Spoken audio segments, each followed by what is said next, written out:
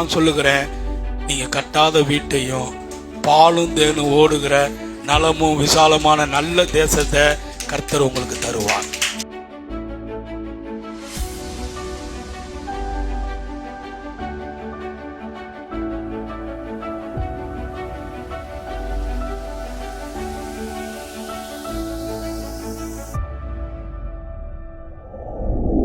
ஒருவேளை சாப்பாட்டுக்கே வழி இல்லாத ஒரு மனுஷனை கர்த்தர் இப்ப நல்ல mutton biryani, chicken biryani, mutton, மீன், ஏறா சோறா போறான்னு கொடுத்தாருன்னா அப்படி சாப்பிட்டு ஏப்ப விடுறப்ப அப்படி ஏப்பத்தை விட்டு மறந்துடக்கூடாது.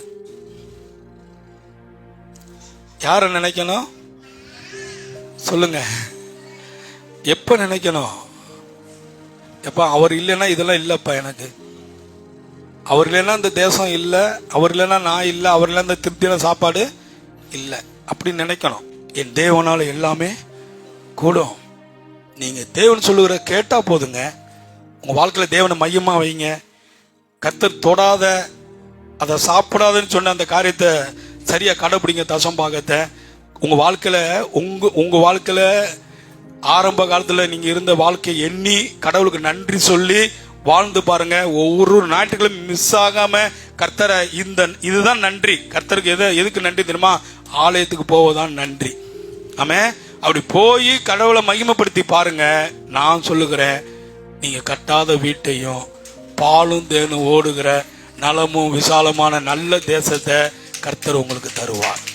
ஏன் இதெல்லாம் போதிக்கிறாரு? இதெல்லாம் ஏன் போதிக்க சொல்றாரு?